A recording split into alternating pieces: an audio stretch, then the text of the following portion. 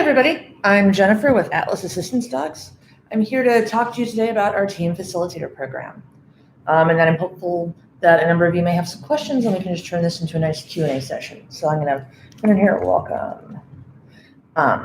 Feel free to text in any questions you have, and then we'll be at the show the entire time. So feel free to come by the booth, chat with us, let us know what questions you have. So first I'll just start with a general overview of our Team Facilitator program. So the way it works, the way Atlas, I'm going to step back and say, what Atlas does is we work with people with disabilities to train their own dogs to be service dogs. And we do this in a fairly unique way that relies on skilled volunteers we refer to as team facilitators. What a team facilitator is somebody who has experienced dog training. They might be a professional dog trainer. They might be somebody who's done a fair amount of pet dog training. And then there's somebody who has experience working with people. They might be an educator, they might be a manager, they could be somebody who's been a nurse. Essentially, it's somebody who is good at working with people, good at kind of planning and managing projects.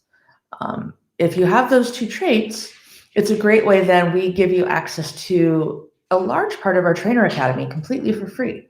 We also then have multiple intensive workshops that now have been completely virtualized. We used to have 7-person. And we'll probably go back to trying to have 7-person when that's safe. But at the moment, we've been able to have that structured completely virtual to give you additional hands-on training. And then we have you mentoring with a team facilitator lead who is a professional service dog trainer. And that person works with you hands-on with the clients, and you are doing in-person sessions there, outdoors, safely distanced with masks, where you and the client are comfortable. We do not require any interaction that you and the client are not comfortable with. And then at that point, our team facilitators work with our clients for a period of about 6 months.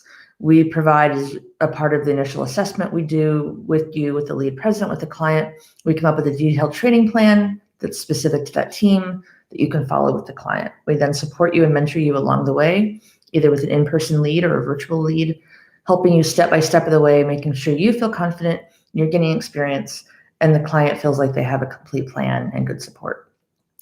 You work with the client to teach them things like the different tasks that their dog will do for them to help them gain independence. You teach them how to self-advocate. You teach them how to go around their world day to day, everywhere they might go. A lot of service dog orgs will do a short handoff if they've bred and raised the dog and hand the dog off to the person. And then the person has to figure out how to integrate that dog into the world. Or if someone's working with a private trainer, they can't necessarily afford to have that trainer come with them to many, many different locations. One of the things we really want to emphasize with our clients is really feeling comfort and confidence in everywhere they're going to go day to day. So that might mean riding buses. It might mean riding light rails or going to certain kinds of stores, or if it's a dog that needs to be able to stay by a pool while the person swims. Obviously, a fair amount of that's modified right now based on the current situation in the world with COVID. So, but in normal times, we want to make sure that we're getting people the support so they can get out and do everything they want to do in their life that their dog can make possible. Then you're the one that proctors the final public access test at the end. We do have you video that then goes to a committee so that you aren't put on the spot to say yes or no right on the spot. That goes to a committee. They can give that information to the client. You then could be someone that helps with retests each year, and you're also someone who could be available if a client needs support. It's a really amazing opportunity to support people hands-on and get that hands-on experience. In many cases, the people going through our trainer program will decide to additionally sign up and become a team facilitator in parallel, because that's giving them that mentorship and hands-on collaboration that you can't get through the virtual program. And that's also just hard to find as a trainer anywhere. If you look at how do you break into service dog training, trying to get internships with the larger service dog organizations is very difficult. It typically requires you already have several years of service dog training experience.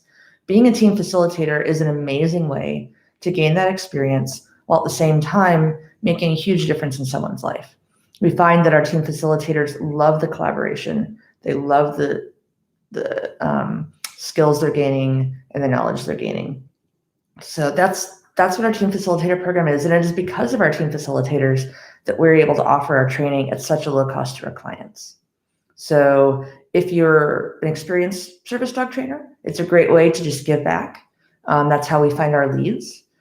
And that's actually something that takes less time than being hands-on, because then you're helping come up with the plan and you're mentoring the less experienced people to help make them successful. So that's another great option, is if you are a very experienced trainer, but maybe you don't have time to do a lesson every other week, then that could be a great option. Otherwise, the only commitment we're asking of our facilitators is to commit to working with us for at least a year, and then working with at least one client at a time. And with the clients, we ask that you plan to meet with them every other week. And some of those might be virtual, some of those might be in person. And then depending on distance or location, some of that might get varied too. We offer to reimburse any of your mileage expenses and travel expenses, and then would coordinate with the client if there's greater distance involved, so we can make that work for everybody. So it's a really exciting opportunity, and we'd love to tell you more about it. If you are interested in applying, you can just simply go to our website, and there's an application packet there. If you're already going through our trainer program, then email us at info@atlasdog.org. There's a much simplified application for you to complete, as a lot of what we collect through both applications is very similar.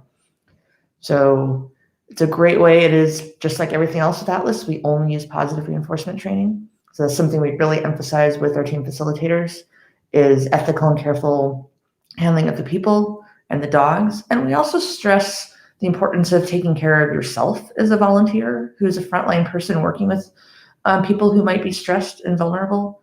We talk to you about compassion fatigue and how to build your resilience and how to find support in our community of other trainers or in your own dog, and how to set good balance with the clients you're working with.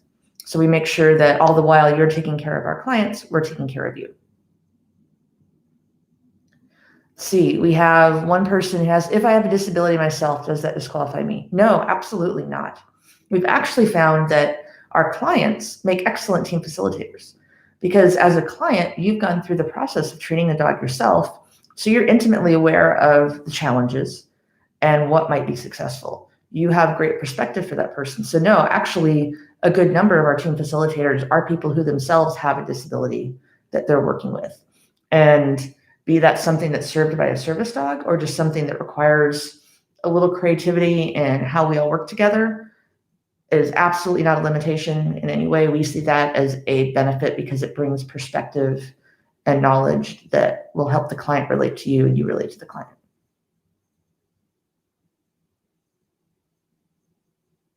What other questions do people have?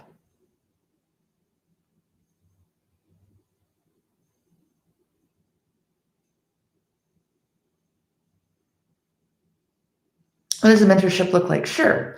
So the way it works is you go through a series of online courses, and then you do our workshops that are virtual but live.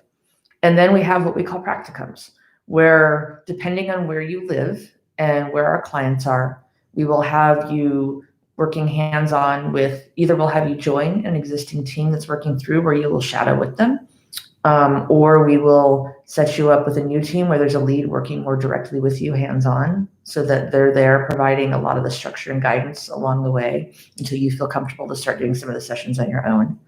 It can be virtual, where the lead is coaching you and then you're working with the client, depending on location.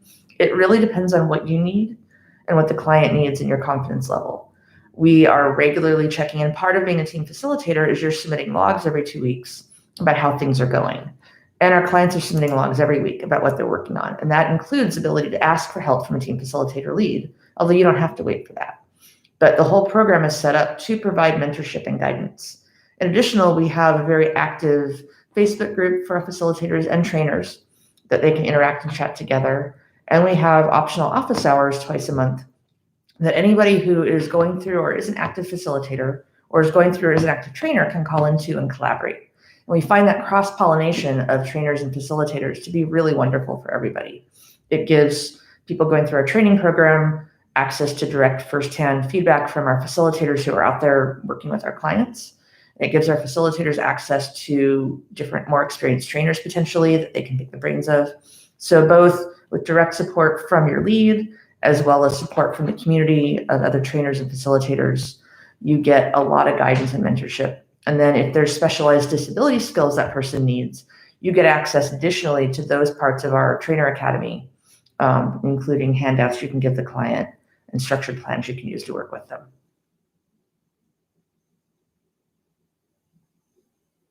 And then once you're confident and comfortable, you would be able to go out and just work with a client on your own. There always still would be a lead unless you yourself became a lead.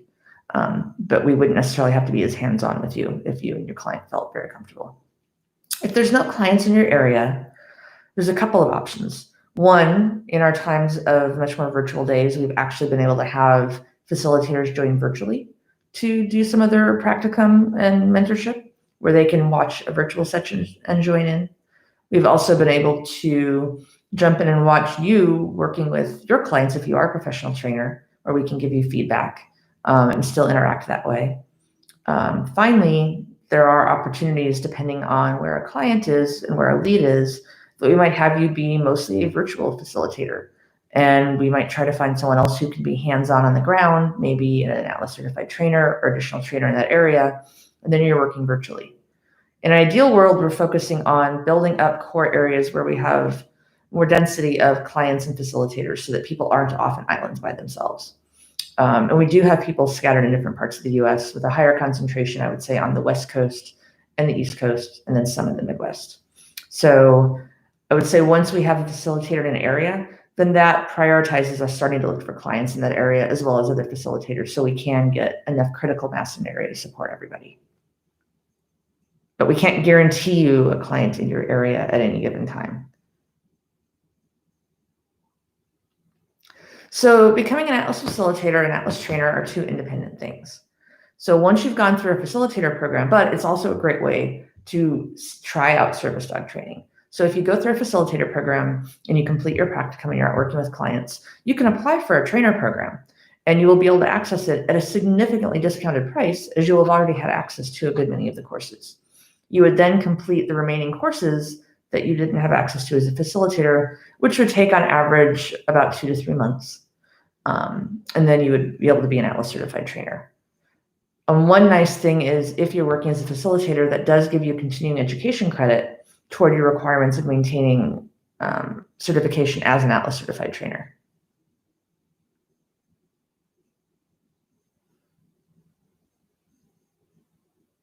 And I should say the facilitator training process itself typically takes people about 3 months to go through the online training. And then we spread workshops out, usually in about a 4-hour chunk over a 2-month period. And then we have you start working with our clients hands-on. So it typically can be about a 6-month period end to end before you're off loose in the wild with the client. And even then you'll still have support, and as much support as you need. Good questions. What other questions?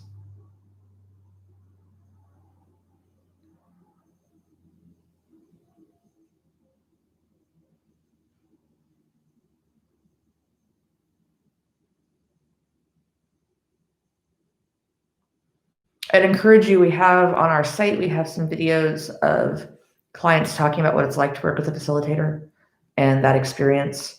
There's a very big reason we chose to call them facilitators and not trainers, partly because they may not necessarily be professional dog trainers, but more importantly, because they're really part about facilitating the learning and progress of the team.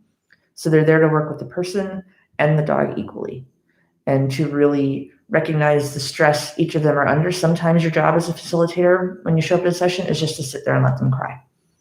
Sometimes your job is to recognize they need to take a break and they need to be done even if they're not admitting that to you.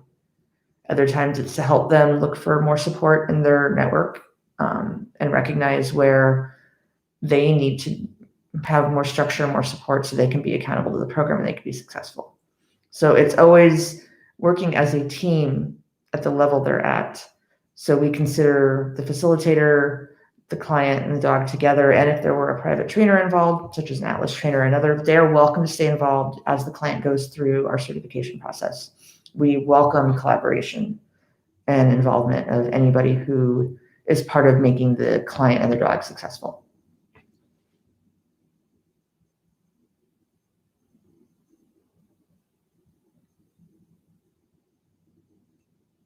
Let's see if there's any other questions. Otherwise, I really strongly encourage you to come talk to us at the booth.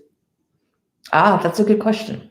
And so this is something we've been learning over the couple of years that we've had our facilitator program out. The question is, if they're not a trainer, how much training experience do they need to have? So we found that it's easier to teach people how to train dogs than it is to teach people how to teach people and do lesson planning. So you need to be fairly comfortable with having raised and done training for your own pet dogs, at least. Ideally, you've done things like agility or more advanced training. This wouldn't be suitable for somebody who has no dog training experience at all. But you don't have to be somebody working as a professional. So the experience a typical client would have from self-training would be perfect. The experience someone who would have if they've raised a number of dogs and have taken them through maybe noseworks or agility or rally or any other sort of advanced skills that result in them knowing how to problem solve and how to work with the dogs should be sufficient, because then we're going to have a lead there guiding you. The more experience you have, the easier it is to jump right in and the less oversight you might need. But as long as you have a good fundamental level of knowledge, we will provide you additional training, understanding dog learning theory, dog body language, selection of a service dog, and we will be there with you to support you and help problem solve what's going on with the dog so that you're not sitting there stuck. Our clients know that our facilitators are not professional dog trainers necessarily. So it's a very honest relationship to be able to say, I'm not sure what the right answer is, but let me talk to the organization and get back to you, because we do have a whole network of professionals there to support you.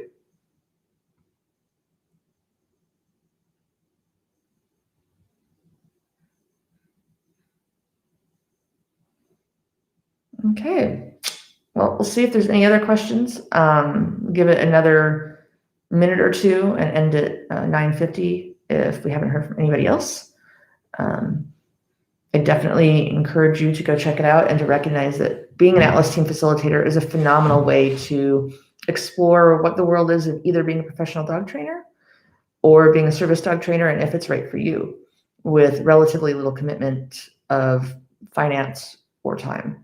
So it's a really neat opportunity to gain access to an incredible amount of information and an incredible network of people completely for free. So, and to give back in return. And for the professional service dog trainers, it's a great way to mentor other people and share your knowledge and collaborate and help support teams at a different kind of stress level of working with your own client that you might have through a private practice. So it's a really wonderful opportunity. We find that our facilitators find great joy and excitement in working with our clients and great pleasure in their victories.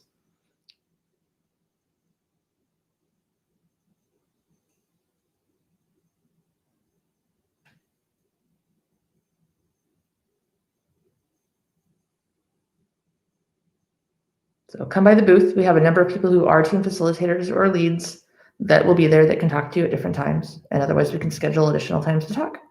And our application is available online. Thank you very much.